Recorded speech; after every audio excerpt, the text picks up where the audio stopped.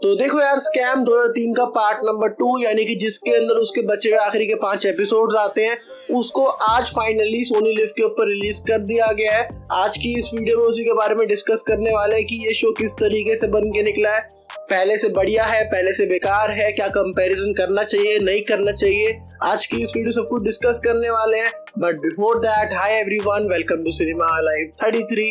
तो आप लोगों का फिर से एक और नए रिव्यू एपिसोड में स्वागत है।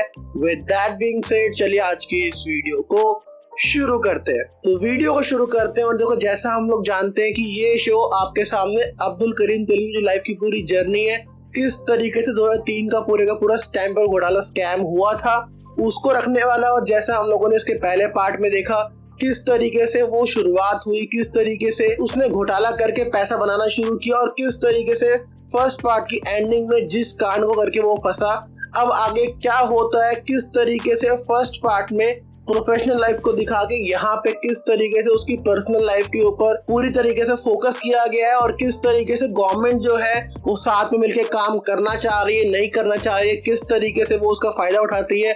ये इसके सेकेंड पार्ट की स्टोरी है, जिसको जानने के लिए आपको इसके बचे 5 एपिसोड्स को देखना पड़ेगा, जिसका रन टाइम जो है लगभग 50 मिनट के ऊपर ही रखा गया। और अगर मैं आपके सामने इस शो का रिव्यू सिर्फ एक लाइन में करूँ तो मैं इतना ही बोलूंगा कि इट्स अ गुड शो। मतलब जिस तरीके से सभी के सभी एक्टर्स ने यहाँ पे परफॉर्मेंस की है, जिस तरीके से आपके सामने उनकी पूरी की पूरी जो लाइफ जर्नी है उसको रखा गया है। लेकिन यहाँ पे एक बात को मैं साफ कर दूं कि अगर आप इसके पहले पार्ट को इससे कंपेयर करोगे और इससे आप पहले पार्ट वाली उम्मीद लगा के चलोगे तो डेफिनेटली आप लोग डिसअपॉइंट होने वाले हो। ये उसको टक्कर नहीं देती है किसी भी मामले में। तो अब बात करते हैं देखो इस शो के पॉजिटिव पार्ट की। इस शो का पहला पॉजिटिव पार्ट होगा वो होगा जिस तरीके से यहाँ पे एक्टर्स की परफॉर्मेंस है। स्पेशली मैं बात करना चाहूंगा जिस तरीके से गगन देव ने अब्दुल करीम तेलगी का जो कैरेक्टर है उसकी नर्व्स पकड़ी है, जिस तरीके से उसको ऑडियंस के सामने रखा गया है, इट वॉज आउटस्टैंडिंग। मतलब जिस तरीके से वो ऑडियंस को अपनी तरफ बांध के रखते हैं, आप डेफिनेटली उनसे बोर नहीं होते हो। चाहे आप बात करो मुकेश तिवारी के बारे में, चाहे आप बात करो निरवा के बारे में, जितना काम उनको दिया गया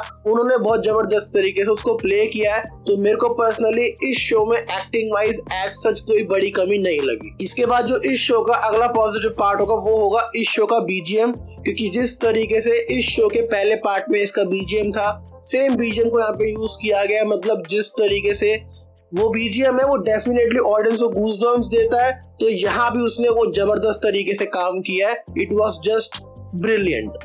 इसके बाद जो इस शो का अगला पॉजिटिव पार्ट होगा वो होगा इस शो का प्रोडक्शन, क्योंकि सोनी लिव धीरे धीरे अपने शोज की जो क्वालिटी है उसको बढ़ा रहा है। वो आपको स्क्रीन पे देख के समझ में आता है यार। मतलब उनके पहले के शो देखना और अब देखना, मतलब आपको एक कलर डिफरेंस दिखेगा, आपको दिखेगा क्वालिटी में जिस तरीके से उन्होंने एनहांस किया है, उसके लिए डेफिनेटली उनको अप्रिशिएट करना बनता है। इसके बाद जो इस शो का अगला पॉजिटिव पार्ट होगा और ये सबसे ज्यादा इस शो की हाईलाइट रहने वाली है, मैं बात कर रहा हूँ इस शो के स्ट्रॉन्ग डायलॉग्स के बारे में। जिस तरीके से यहाँ पे डायलॉग्स का यूज किया गया है और इसके सेकेंड सीजन के पहले पार्ट में जिस तरीके से आपको कमाल के डायलॉग सुनने को मिले थे, सेम तरीके के डायलॉग आपको यहाँ पे सुनने को मिलते हैं। तो मेरे लिए पर्सनली जो इसके डायलॉग्स है वो पूरी तरीके से इस शो की हाईलाइट रहेंगे।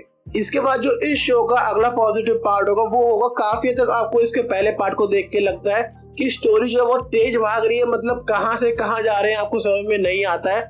लेकिन जिस तरीके से सेकंड पार्ट में इनके पर्सनल लाइफ के ऊपर फोकस किया गया है वो डेफिनेटली ऑडियंस का जो कनेक्शन है वो बिल्ड करता है। मतलब जिस तरीके से इसकी एंडिंग है और जिस तरीके से पूरे के पूरे सेकंड पार्ट में उसके ऊपर फोकस किया गया है वो डेफिनेटली ऑडियंस से रिलेट कर पाता है। तो अब बात करते हैं देखो इस शो के नेगेटिव पार्ट की। इस शो का सबसे बड़ी कमी यही है कि ये जो है स्कैम का पार्ट नंबर 2। मतलब जहाँ पे किसी भी शो का पार्ट नंबर 2 आएगा तो उससे कंपैरिजन होगा। और जिस तरीके का बार उसने सेट किया है, स्कैम के पहले पार्ट ने सेट किया है, इट वाज जस्ट ब्रिलियंट।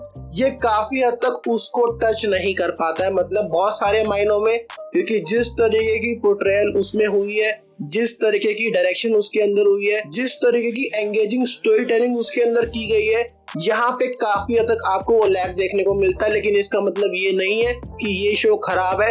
ये शो एक अच्छा शो है जिसको आपको डेफिनेटली वॉच करना चाहिए, ये शो कम से कम आपको बोर कहीं पर भी नहीं करता। तो मैं पर्सनली इस शो को रेट करता हूँ 4 या 3.5 आउट ऑफ 5 स्टार। तो ये थे मेरे थॉट्स, मेरा review about the show scam part 2 volume number 2। तो अगर आप लोगों ने इसको चेक कर लिया, आपको ये कैसा लगा नीचे अपना कमेंट सेक्शन में जरूर बताना। और अगर आप लोगों ने इस वीडियो को यहाँ तक देखा और आपको ये वीडियो पसंद आई तो आप लोगों से एक छोटी सी रिक्वेस्ट है, इस वीडियो छोटा सा लाइक कर दो और ऐसी और वीडियोस को देखते रहने के लिए इस चैनल को सब्सक्राइब कर लो। मैं ऐसी वीडियोस को लाता रहता हूँ। तो आज की इस वीडियो में इतना ही। मैं आप लोगों से मिलूंगा एक नए वीडियो में। तब तक के लिए good bye, love you and take care and keep watching cinema alive 33।